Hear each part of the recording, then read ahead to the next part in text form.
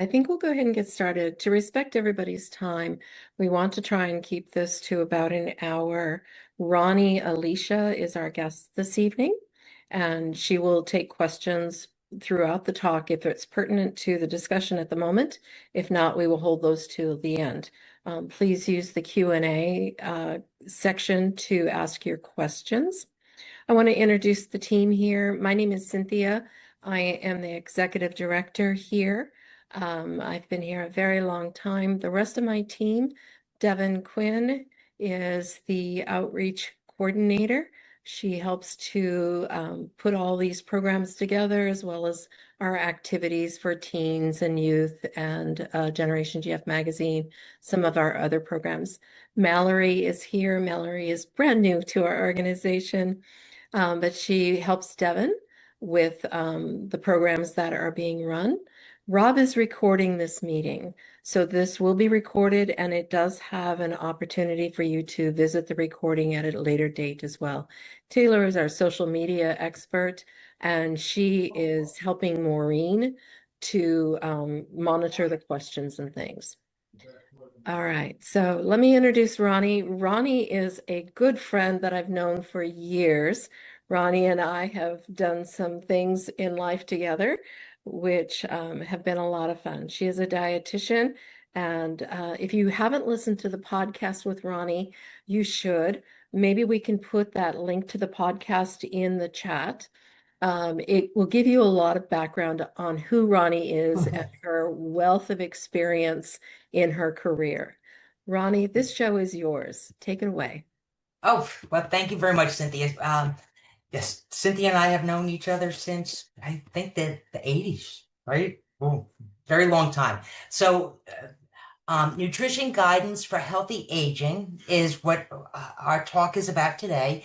I hope there's a variety of people here, because not only is it, we're all going to age, but guidance is for everybody. Whether you're in your 30s, your 40s, your 50s, 60s, 70s, 80s, we all are going to be dealing with having to age. And what we're looking now is not only lifespan, but we're looking at health span. There is, it's called medical nutrition. And I think I am a prime candidate. I have 4 brothers and sisters, all on blood pressure medication. Here I am, not on any medication at all. Do I see my numbers inching up? Do I know at some point will I have to be managing high blood pressure? Absolutely. But I truly believe that the food that I'm eating has assisted in decrease in not having to go on medication. All right. As we age, we need to be empathetic with our older people who sometimes choose comfort foods or eat the same thing every day. And that is not the best nutritionally. And we'll get into that a little bit more. What we want to do is understand that healthy aging, nutrition is one of the 5 common pillars associated with a successful aging. And we're all going to age at different rates, right? Part of that is our genetics. Part of that is our lifestyle choice, all right? And that's called nutrigenetics and nutrigenomics. But one of the biggest pillars, and please stay active, right? Go outside, join the Y, just stay as active as you can for joint health. Staying active will assist you in utilizing calcium from the foods that you eat so that you don't have osteoporosis or osteopenia. All right, so just stay as active as you can. Sleep as well as you can. I know this is a challenge for many of us, right? I wake up 3 o'clock in the morning every morning. Sometimes I get up and read a book, but sleep is important. Mental stimulation is important. Thank you. And as evidenced by you coming to this webinar today, you're engaged and engage in keep your brain healthy as one of the recognized pillars: learn something new, mahjong, piano, beekeeping. These are all things that are new to me. All right. Social engagement. All right. Volunteer, social engagement is important, and it's something that we do know assists in healthy aging. And the object of today's talk is eating well. All right. Not a prescribed diet, eating well. And we're going to go through today what eating well means to successfully age.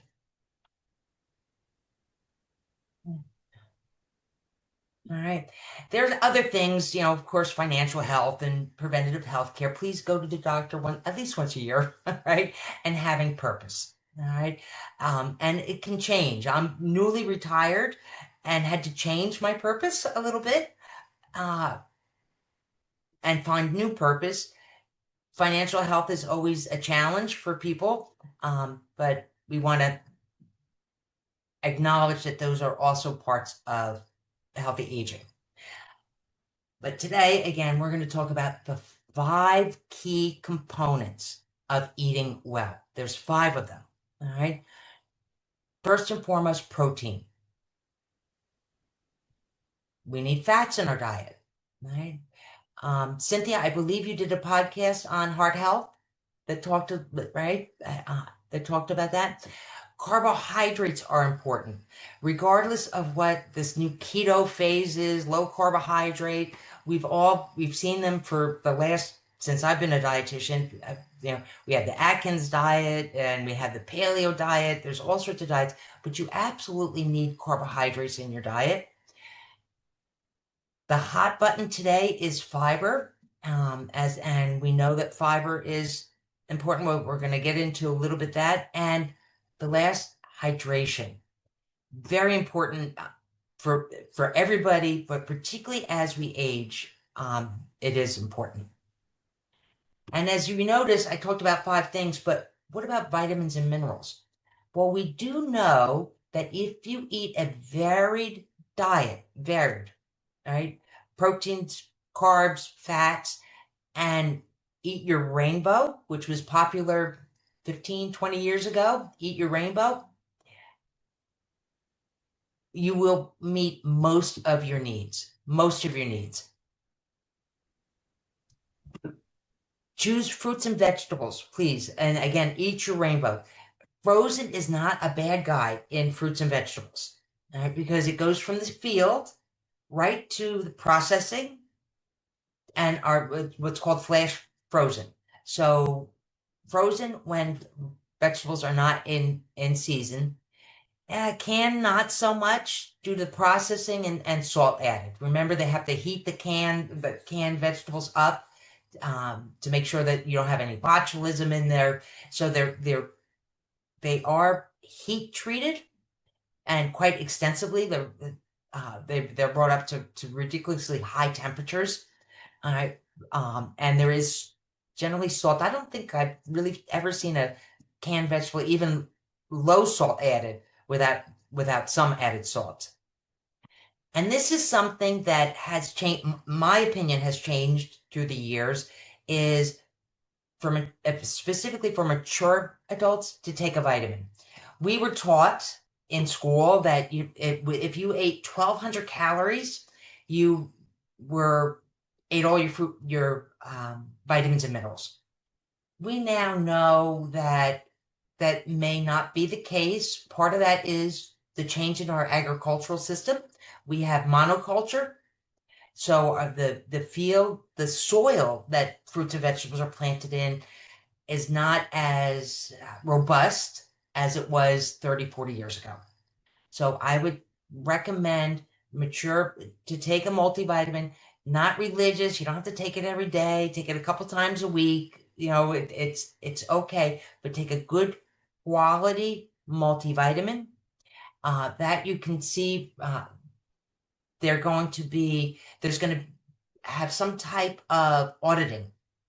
So NSF, USP, right? Yeah, right. UPS, right? Consumer labs are good, but a nice quality multivitamin, it's an insurance policy. It should not provide 100% of what you need. All right. Now, for older adults, all right, there is a potential for reduced absorption. All right. Say stomach acid. So you have a little GERD, you're taking things that reduce your stomach acid so that you don't have a problem. B12 has to be cleaved from your food with acid. So B12 is something that you would take. Now you only need a tiny amount. You need 2.4 micrograms a day, a tiny amount to make sure that B12, which is going to help you avoid anemia, which is fatigue, fatigue. And most of the time you're going to see your multivitamins have 1,000 micrograms. You don't need that much. So what I generally would tell people is to take it once or twice a week, not every day, right? Because you only need 2.4 micrograms. That, and if you're on some medications, diabetics, metformin, we know there are some medications that will interrupt B12. For older adults, vitamin D actually is increased. All right. If after you're 70 years old, you actually need 800 IUs. If you're under 70, you only need 600 IUs. Multiple ways to get vitamin D. For those of you out in the Northwest, out in Seattle, you don't get a whole lot of sunlight some of the year. So you can't utilize your body's own natural way of producing vitamin D, which is through the skin, through sun contact. The recommendation, 20 minutes of sun on your hand, actually, on your arm is enough. So you can wear a hat, avoid your wrinkles, but your body is very efficient. Now, where I am in Virginia, the cutoff is in South Carolina as far as longitude. So from September to May, it is recommended to take vitamin D supplement because the sun just isn't strong enough. Okay? Vitamin D is in your oily fishes, it's in some mushrooms, but not a whole lot in food. It's generally in sunlight. And then some foods are fortified.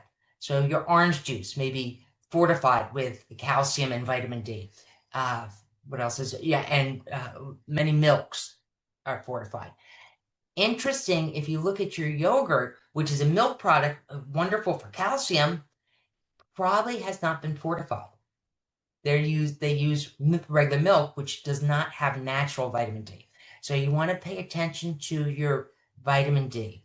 Right? Very important, and we learned this from COVID, very important for your immune system. It's not totally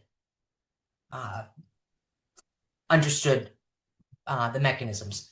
And then after 51, calcium needs increase to 1,200 milligrams. All right, generally it's 1,000 if you're under 50.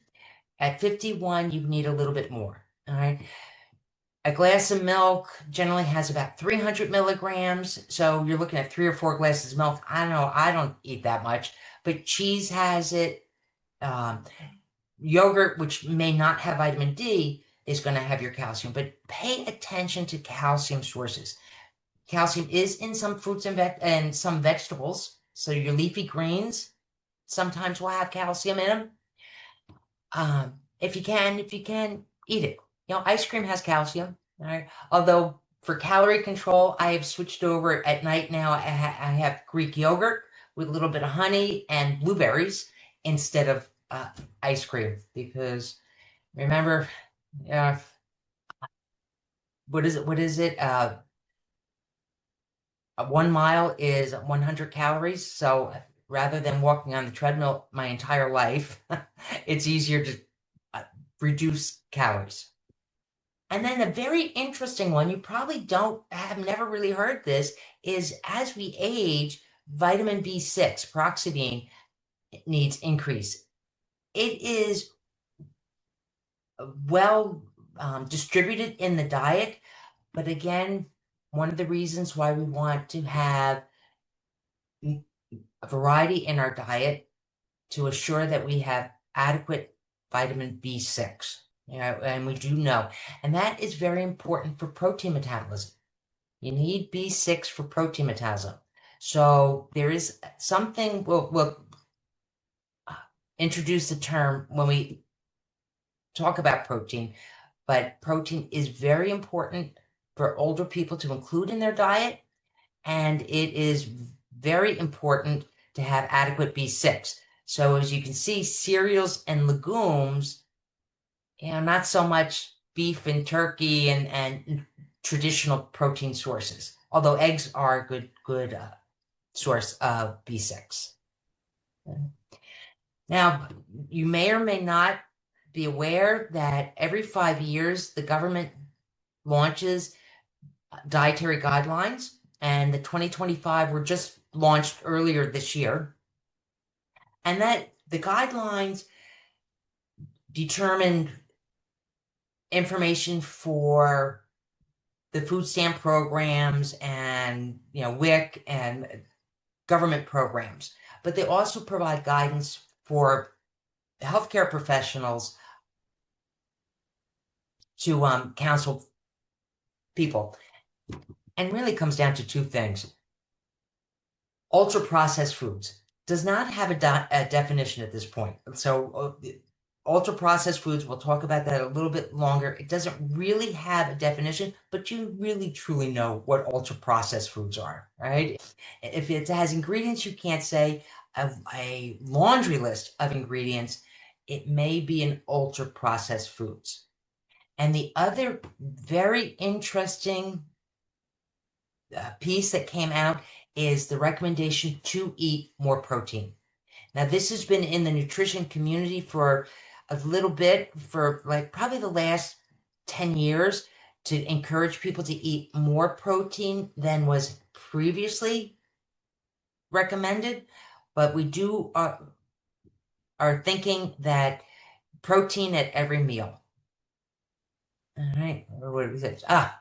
And you may or may not have seen this graphic. This describes the new 2025 food guide pyramid. The old pyramid, right, which we really haven't used for the last 10 years, was inverted, right? And grains were still at the bottom, but it was most of your diet in grains. Now they're saying eat more protein, eat your rainbow of fruits and vegetables.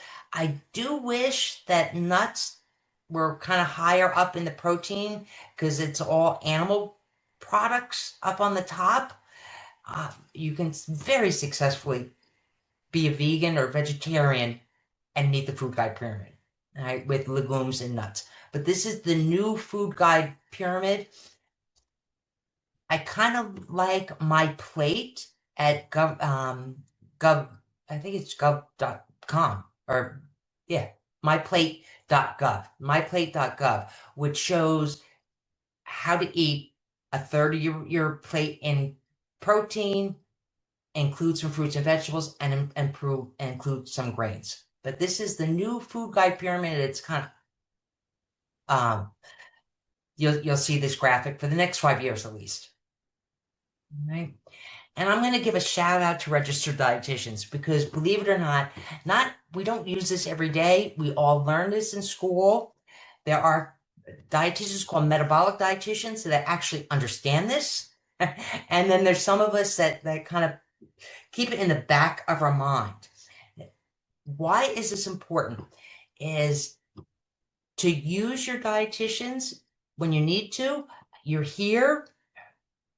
We do know, I think the research was done about 15 years ago, for long-term management of celiac disease, support groups are the #1 success monitor for a healthy life.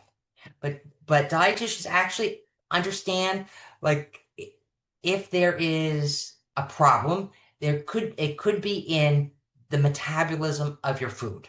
All right. And if you see in this, you see all these chemical things, a lot of those are actually vitamins and minerals. Right? NAD, FAD, that's actually thiamine and niacin. All right. And so if you have reduced amount. So the reason I'm saying this is a shout out to dietitians. They understand this. They can help you be a detective, but because many times doctors will always go to we've all heard the story of the zebra and the horse. If you hear clopping and coming down the road, it is probably a horse, but it may be a zebra. All right. And it needs detective work to understand, and it could be through your biochemistry that we have a problem. So let's get into the five components. All right. The first components that we all need to address is protein sources. All right. There's a wide variety of protein sources. It is required for cell growth. And as I mentioned before, the action as we age, we all lose a little bit of muscle, and that is called sarcopenia. And we need protein to reduce the effects of sarcopenia. It's one of the unavoidable consequences of aging. We all do that, but we can reduce the rate. Now, if you went to a hospital, the dietitian is going to see you, and they're going to say 0.8 grams per kilograms. Well, we eat food, don't we? We don't eat numbers, all right? But what has happened is it's now almost up to double the amount. All right, we used to say protein was adequate in the American diet. For some people, it is. For other people, you may have to look and say, I've been eating a little bit too much avocado toast, right, for breakfast. I may need to add an egg. I may need to add some yogurt into it because the toast and the avocado toast is not enough protein in it. So increase your protein if you're not eating protein at every meal. All right, and let's get into a little bit of that. Our liver does about 30 grams of protein at a time. All right, so we do know that. So you can't eat all your protein at one meal and say that's a day. If you weigh 120 pounds, you need about 70 grams. If you weigh 200 pounds, you need 118 grams of protein a day. It's going to be highly correlated with your calories, right? So someone that weighs 200 pounds is going to eat quite a bit more than someone that is 120 pounds. But if you include protein at every meal and snack, you will meet your needs. So someone that weighs 200 pounds may have 2 snacks a day. Someone that weighs 120 pounds may have 1 snack a day. Okay. And then basically, like 1 large egg has 6 grams of protein. So, you need 70 if you're 120 pounds or whatever. 1 large egg. Do you eat 1 egg? Do you eat 2 eggs or 3 eggs?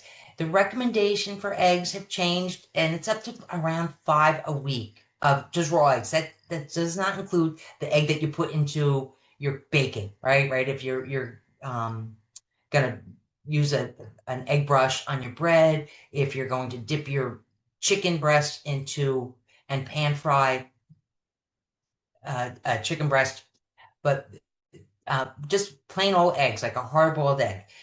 If you're the type of person, hard-boiled some eggs up in your refrigerator so that you can have an apple and a hard-boiled egg as a snack. Right.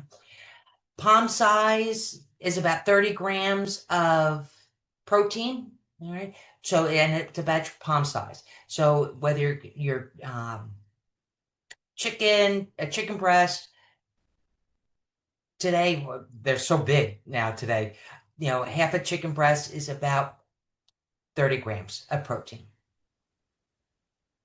Half a cup of soy or 1 cup of other pulses, right? Pulses is another name, lentils and beans. and they have about 15 grams of protein, a high quality protein. Don't let anyone tell you that you may hear some influencers say, well, it's not high quality. Yes, it is. Food, many cultures combine. So you have rice and beans, you have lentils, but we do know that protein hangs around a little bit. So it's going to give you they're made up of something called amino acids. And through the course of the day, so if you eat your beans, say you have hummus for lunch, the tryptophan that hummus may be a little limited in is going to be available at dinner time when you have your turkey. All right, so it does not have to be at the same meal. All right. This is something is the milk craze. We go to the store and you go to the milk aisle and you see a lot of plant-based milks now. Not everybody can drink mammal milk. We get that, right? We actually know that 70% of the world's population can't drink. They become what's called lactose intolerance. They don't digest the milk, sugar, right? And milk gives them problems. Soy milk and mammal milk have about 8 grams of protein per glass. If you look at that really neat almond milk that you have, you turn around and you're going to see one gram of protein. 1 gram. All right. Rice milk, 1 gram of protein. So it's not a good protein source. So if you're going to have cereal and milk, if you're not using a cow's milk or soy milk, you probably will need to add some toast with peanut butter, or have one of those hard-boiled eggs we just talked about from your refrigerator. Right? If you're not going to do mammal milk, if you're cooking for a younger person, almond milk, rice milk, they taste good. They're tolerated well, but they're not a good protein source. Where 20, 30 years ago, if you had a milk-based, like macaroni and cheese, it was a good protein source. It may not be a good protein source now, all right, depending on what type of milk you use. All right. And then 20 grams of protein. I just actually at the Y talked to someone about this because they added almonds to their diet and they were gaining weight. Well, there's a reason why they say 23 almonds, not a whole cup. They're very nutrient dense. Right? Although they have protein, loaded with calories. Loaded with calories. The other one is avocados, because for heart health, right? The avocado for heart health. Well, a large avocado can have up to 500 calories as well. So although we want to make sure we have variety, we do know that calories count as when for weight management, because you're going to stay active, but not that active, right? You don't want to be tied. And remember we talked about paroxetine, which for older adults go up? The best source, even better than meat, chickpeas. So take some chickpeas and throw them in your salad. All right. Hummus is a wonderful snack. All right. It's a wonderful lunch. If you want, but chickpeas are a very good source of vitamin B6. But the other source is pork. Pork is a very good source of B6. All right. So protein at every meal and snack. So if you're having a snack, an apple with some peanut butter. I know I have bananas with peanut butter as kind of my go-to snack, is a banana with peanut butter. Hummus, a hard-boiled egg in the refrigerator to add on to whatever more carbohydrate-y snack you're going to have. Add a little bit of protein to it. A slice of cheese would be. There we go. So there's five nutrients that we talk about. First one is protein. The second one is carbohydrates, or CHO. You're going to see the abbreviated CHO. And they come in two types, simple or complex. We absolutely need carbohydrate. Even if you're diabetic, you still need to have carbohydrate to fuel your body. Right? Your brain uses glucose almost exclusively. Your nervous system uses carbohydrates. Right? So you want to have some carbohydrates, not too much, and make them count, especially if we're doing we have to have some calorie management. All right. So complex versus simple, it's actually not simple, right? I don't mean to talk down or to anyone. Complex carbohydrates have more vitamins and minerals, all right, and fiber content, all right, which we're going to get to in a little bit. All right. Fiber content is probably the easiest way to tell the difference. Like how do you know? Like what is a simple and what is a complex carbohydrate? When you're looking at what to choose to eat, look at the fiber content. If it has more fiber, it's probably more complex. All right. Unprocessed fruits, an apple. Hopefully you eat the skin. Not everybody can tolerate the skin, but eat the skin. The fiber is, there's two types of fiber, which we'll get into a little bit, is in the skin, and a lot of the vitamins and minerals are right underneath the skin. If you eat a potato, eat the skin if you can. All right. Yellow potatoes or sweet potatoes. Right? Vegetables are along with beans and legumes. Fiber is probably the best way to determine is it simple or is it complex. Simple carbs may taste yummy, but they have low nutrient density. All right, and a Smartie candy, a piece of cake, those are going to be more simple carbohydrates. All right, so simple versus complex. Now, we want to include grains in our day. It's not so easy, right? You have to be cautious when you have on certain diets, particularly celiac disease. And so pasta, it depends. You're going to have rice pasta, which I would consider, unless it's brown rice pasta, a simple sugar. It is very quickly digested, has no protein, it has no fiber. It is just simple carbohydrates. Right? So check the carbohydrate, protein, and fiber on the package label of the pasta that you're purchasing. All right. White rice is considered more simple than brown rice, right? Brown rice has the germ, all right, that's the fatty part, the bran, which is the fiber part, and then the endosperm, which is the starchy part. White rice doesn't have white rice. And I finally had the question I've been asking forever. Many people rinse their white rice, and I said, white rice, they spray on vitamins and minerals, right? They spray it on, and then but they tell you to rinse it off. And I read a study that said 40% of the vitamins get rinsed off that they spray on. So you're paying people to spray on the vitamins on the white rice, which you're recommended to rinse, right? Both for arsenic level and a few reasons. And then it becomes less nutritious. Right? Corn is slightly better than white rice, right? About the same as brown rice.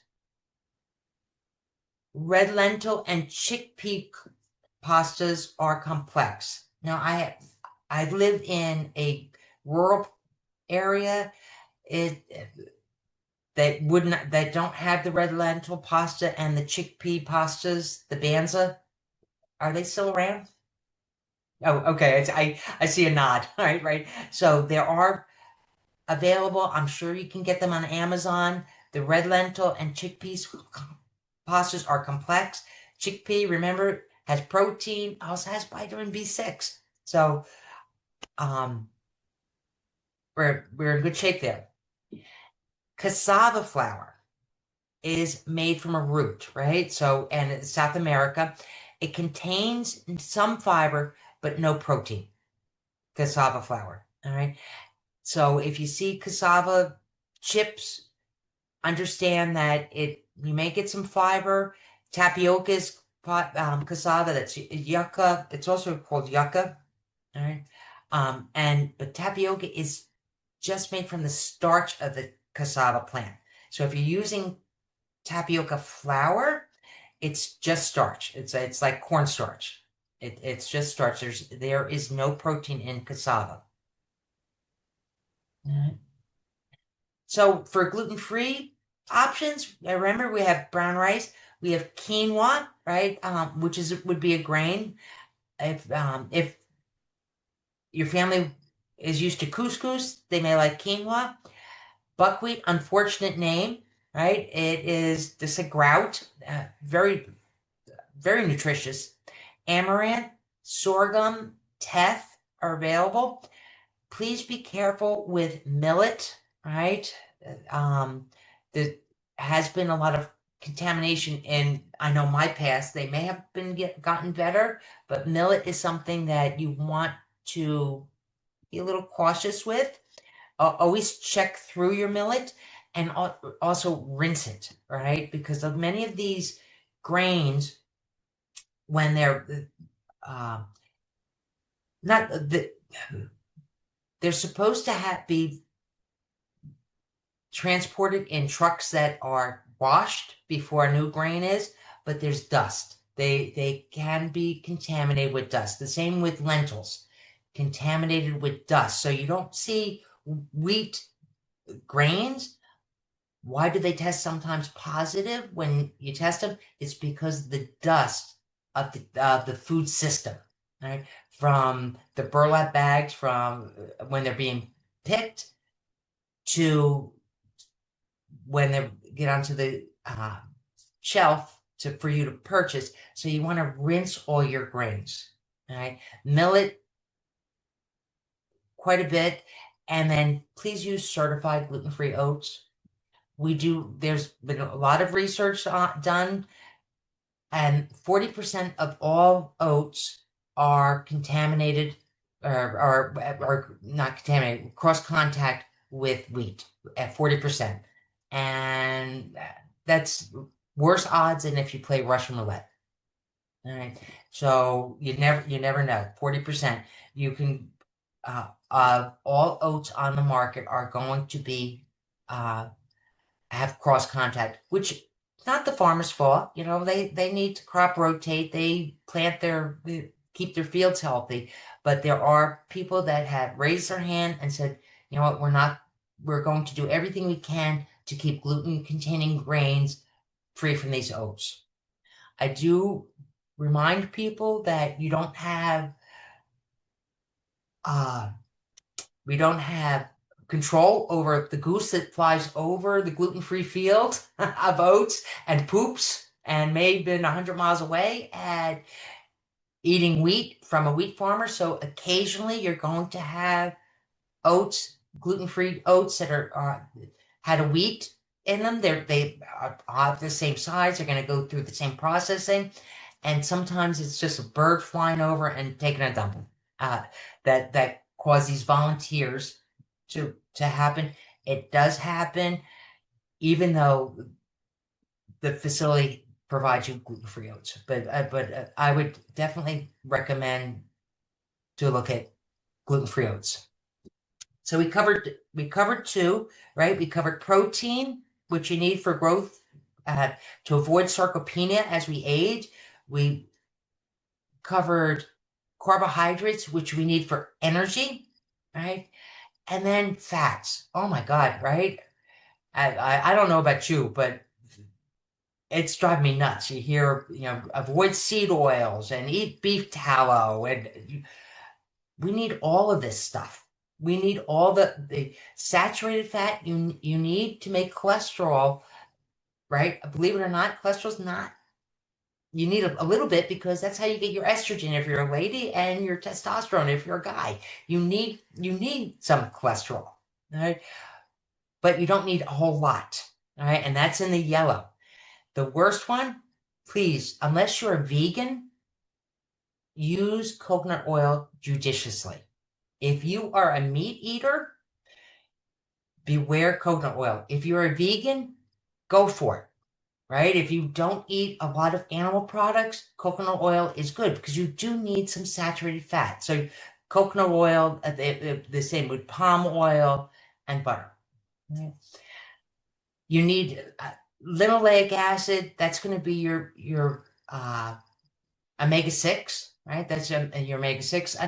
That linoleic acid is your omega-6, and that is called the pro-inflammatory, right? That's kind of getting some bad press in the press right now.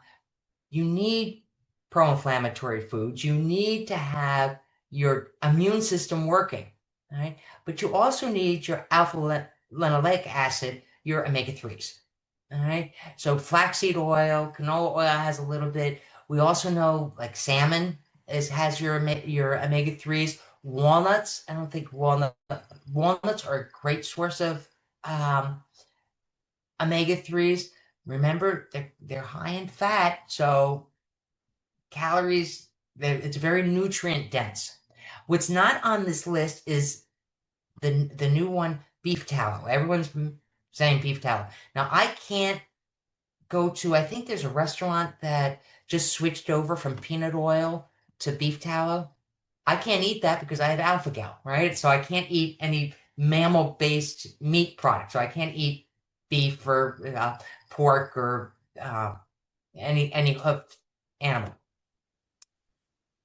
Beef tallow, from what I was reading to prepare for this, is a little bit better than butter, right? A little bit better than butter as far as nutrition content, but it has quite a bit of saturated fat. We know ages of research, saturated fat contributes to heart disease. We know this. Right? In research, when you do research and you want to give a mouse arteriosclerosis, do you know what we feed them? Coconut oil. It's saturated fat and it gives them heart disease. Right? So you can do your research on mice for whatever drug that you're developing. So seed oils have received a lot of flack. Not flax oil, a lot of flack as pro-inflammatory. The issue has been postulated that it is the ratio. We're just eating too much of it. All right, so we're eating fried tortilla chips. We're eating fried foods in seed oils, and it has shifted the ratio of omega-3s and omega-6s. So currently it's 20 to 1. 30 years ago, it was 4 to 1. So can that contribute? The research, there hasn't been a whole lot of research, but there's been speculation of why are seed oils, why are there so many more chronic diseases today? It can be because we've just added way more unsaturated fat, which is good, right? There's all the soft butters in the refrigerator, but that's all polyunsaturated fats, and it's seed oils. It's soy oil, it's safflower oil, sunflower oil. So my advice is to just limit fried foods. And we have a very interesting kitchen appliance, the air fryer. They can give you the crispiness of a fried chicken or a chicken wing without the added fat. So you just spray on a little canola, spray oil, a little olive oil, and achieve the mouthfeel. But you do need fat, because tell you something. We're all fatheads. 75% of our brain is actually fat. We need to eat fat. We need it for our immune system. And it's not the bad guy, right? The bad guy. So my recommendation for everybody is to kind of take a look at your oils in your kitchen. And if you cook with vegetable oil, you may want to include your olive oils. However, remember olive oil is not good in a wok, right? That flash, that high heat. You do not use olive oil. You want to use avocado oil or canola oil or peanut oil because you don't want it to off-gas carcinogens.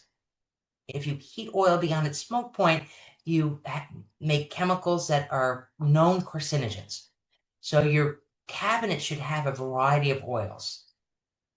Extra virgin olive oil, stay for your salad dressing, olive oil for sauteing, avocado oil if you're going to cook for a little bit hotter. If you're going to, you want to quick pan fry something. All right, for taste, for palatability, it tastes good. Right? Food should taste good. Right?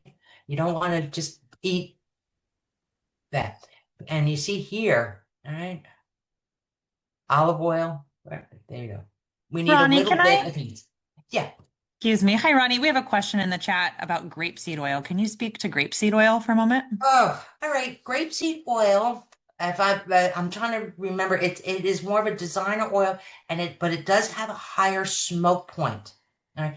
But if I remember correctly, at my last Wegmans visit, it's kind of an expensive oil. All right. So if you can afford it, kind of Google grapeseed oil, and it will come up, which is a great thing. A great question. When you're using Google, as we all know, AI is involved. All right. Please verify your results with 3 sources. All right. So you have AI, then go to the Mayo Clinic, go to Gig's website. They probably have had an article. Some dietitian has researched it. So grapeseed oil is I think if I remember correctly, more of a finishing oil because of its expense. I don't know if I would cook with it as much. I know I can't afford to, but I would check its smoke point.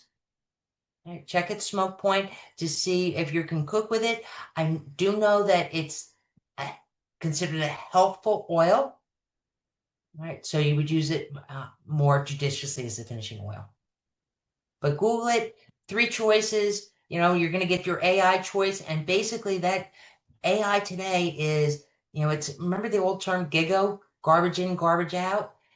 AI is going to tell you the synopsis. So whoever's the loudest on the internet is going to be presented as the AI, in your summary. So, I think, actually, Columbia, Ann Lee from Columbia just did a celiac survey with AI, and they found 40% of the information was wrong. AI was wrong. If I read that correctly, a dietitian that we've grown up with. So please check all your information on the internet. Don't take it for gospel. Check with 3 sources. All right. So we need. I hope I answered that correct. Right. So I would Google it. So, and the last pillar that we're going to talk about is hydration. And especially as we get older, we lose the triggers. We lose our or not the last pillar. We're going to talk about one more. We become less efficient in reminding us to drink. We may drink a little bit less so that we don't have to get up at 3 o'clock in the morning to go to the bathroom. So remember that we do need to drink a little bit, sip fluids throughout the day. All right. If you don't like, have soup, all right, high water fruits, green pepper has a lot of fluid in it. A cucumber has a lot of fluid in it. So fruits and vegetables do count. How do you know if you're drinking enough? Usually it's the color of your urine. All right. So if the background of mine, your urine should the kind of ambery color, and that would tell you a light amber. If it's dark, you're not drinking enough.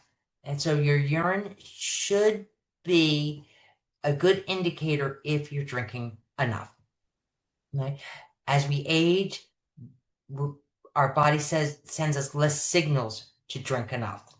Right? You don't, and if you don't drink enough, you get a whole host of problems. One of them being UTIs, right? Yeah, and you don't want that. No, the last pillar that we're going to talk about is fiber, right? Which is the washcloth of our bowels. Lots of research is going into fiber right now. It is the hot button. There's lots of different kinds of fiber, all right? Functional fiber. We'll talk about the Bristol. Most Americans do not eat enough, all right? Well, I should probably stop this shaking. We'll talk about that in the next slide. We don't eat enough fiber.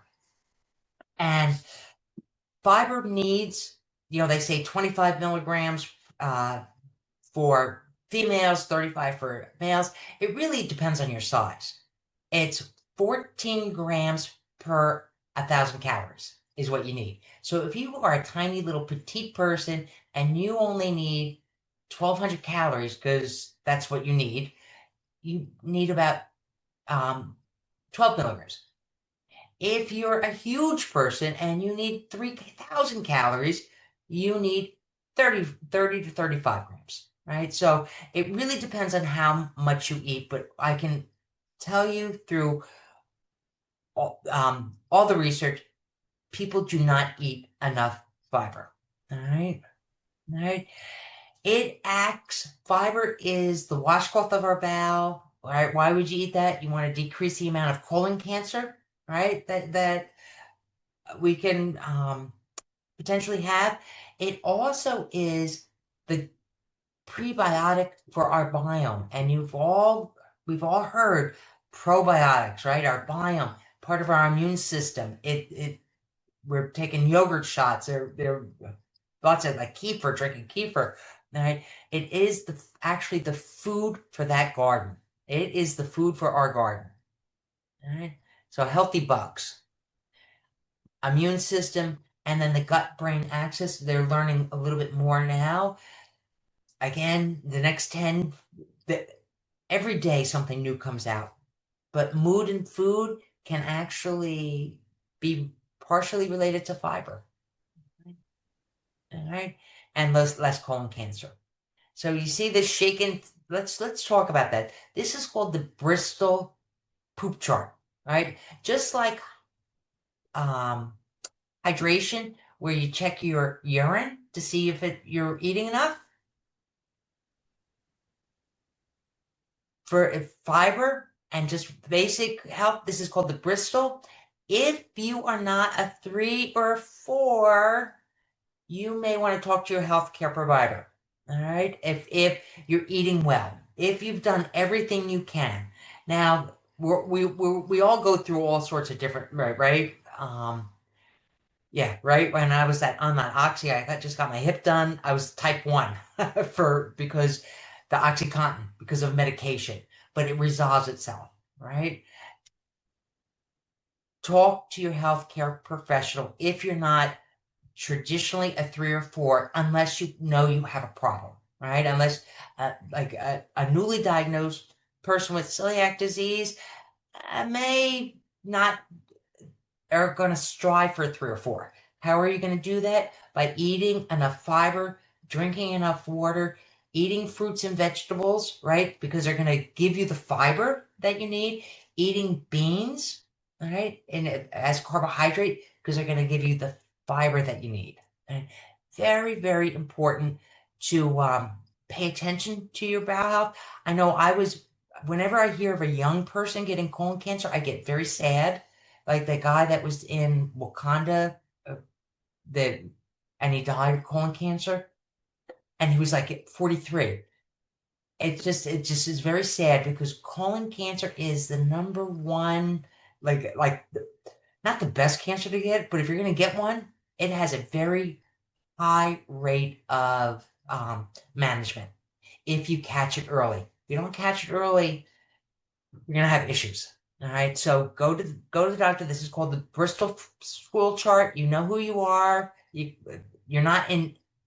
We've all been in every category at some point in our life, but if you see any changes that are persistent, like you're talking about a month or two, and it's changed, you may want to go to your gastroenterologist.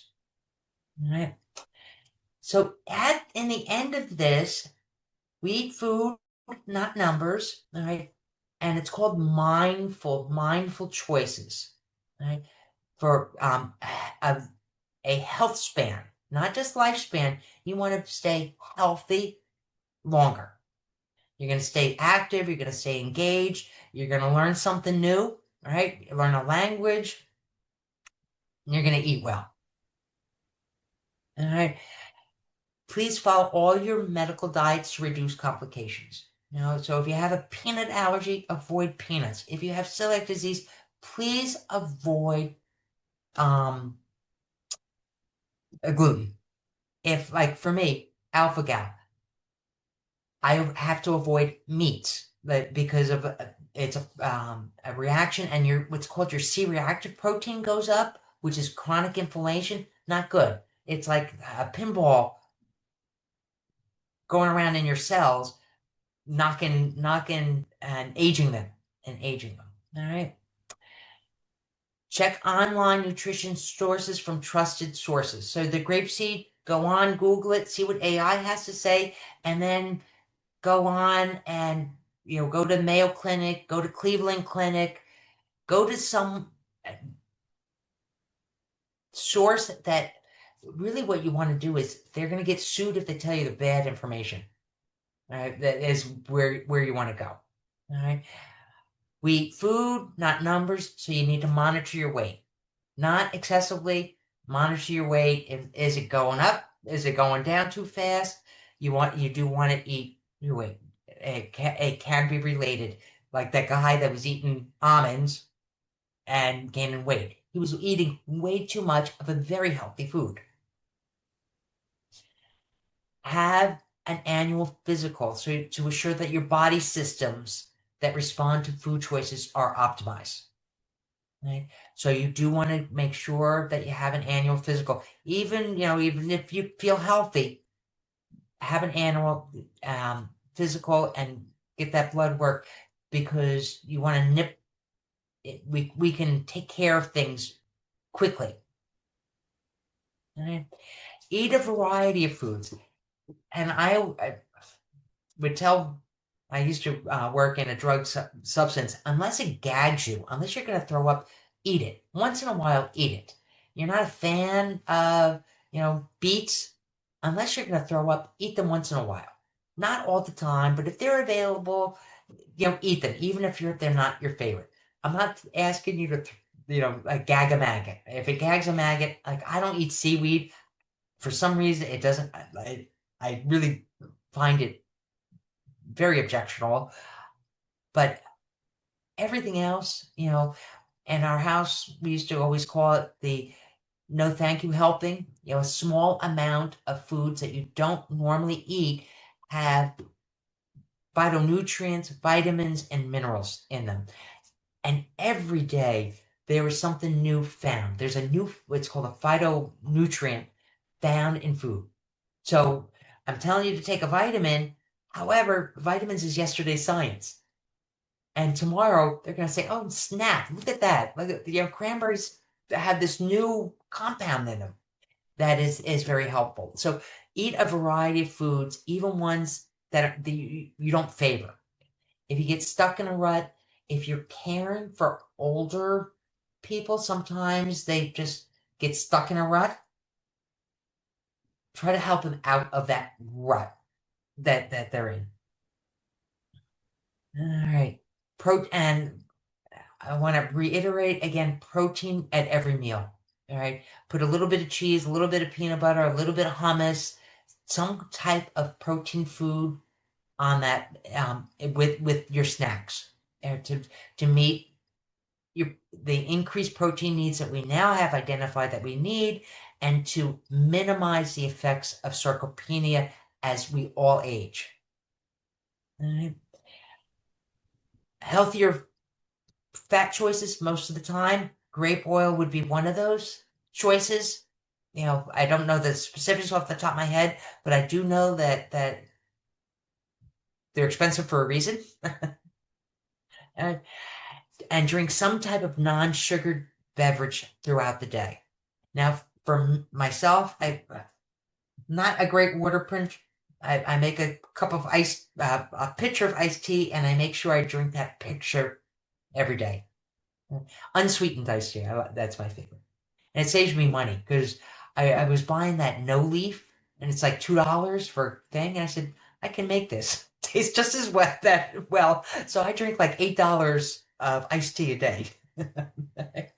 And then take a multivitamin. All right. USP, NSF, Consumer Lab. And then look for an ingredient statement that includes gluten-free.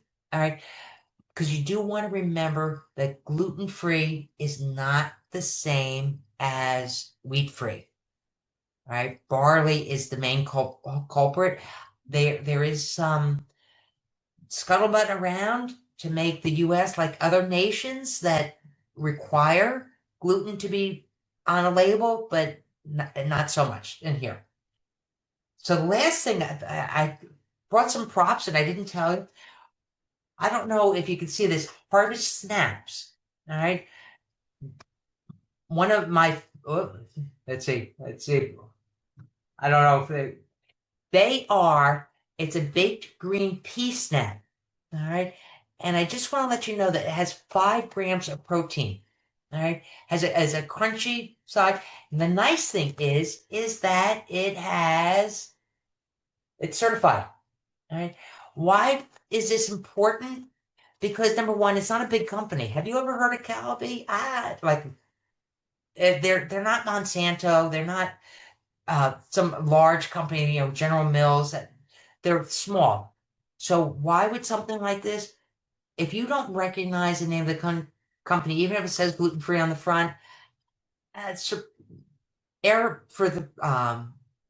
on the side of caution and go with certified, especially with these smaller company foods, unless it's something that is obviously gluten-free, at a farmer's market, like a raspberry jam. I can't imagine people using any type of wheat in a raspberry jam.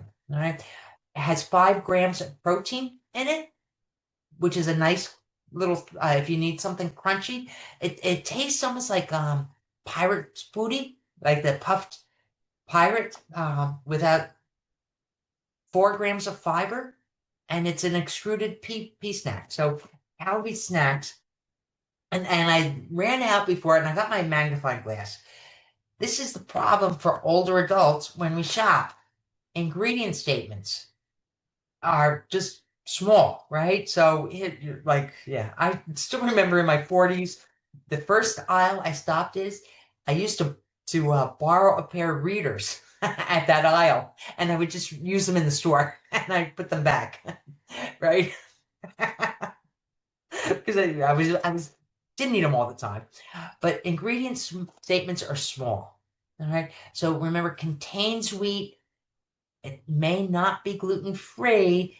If there's a big long gluten statement, it can contain barley, and that is a real problem. All right. So I think most phones now have a magnifier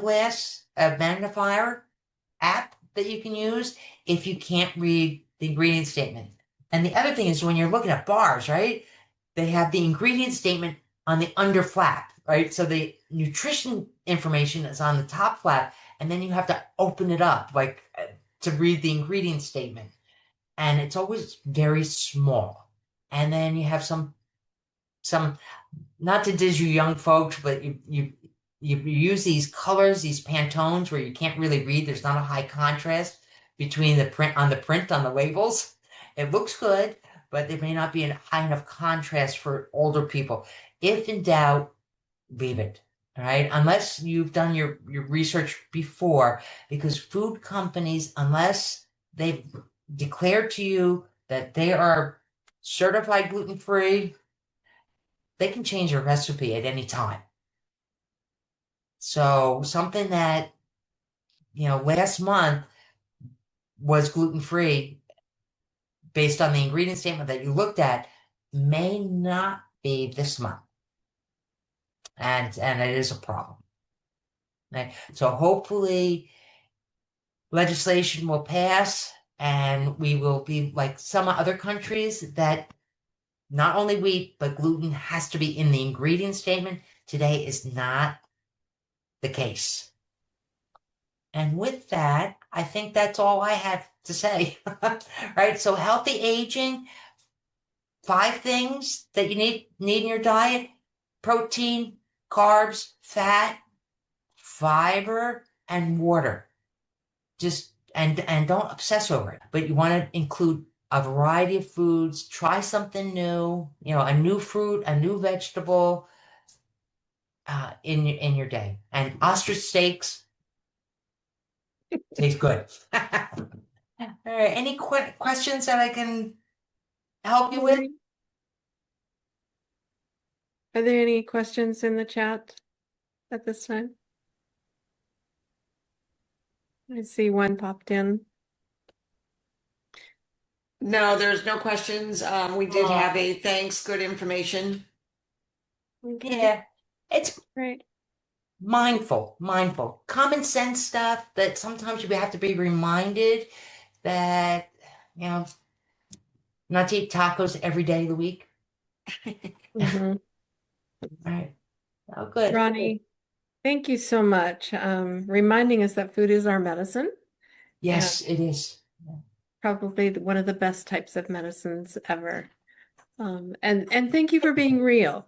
Oh, That's what we like, is to know that we're all here and we're all real, and sometimes Jersey slips out. yeah. Sorry about that. So, Yeah, thank that's. you. Go ahead. Oh no, that's one of the biggest challenges of moving into a southern. Like, everyone's so polite here, and I'm so used to Jersey, where you just say what you mean. Yeah. So here's what we're going to do. We're going to make available, um, and we're going to make available to you the ability to ask questions after the fact. We're going to try and edit this recording quickly tomorrow to get it out to those who couldn't attend as well as those who have attended. And if you have additional questions later, please send them to Devin. So it's devin.quinn@gluten.org. DEVYN.Quinn, QUINN @gluten.org. If you send them to Devin, we will make sure that Ronni gets them and has the ability to answer them for you. And we will make sure that you have the recording just as quickly as we can, if not tomorrow, by Monday. Okay?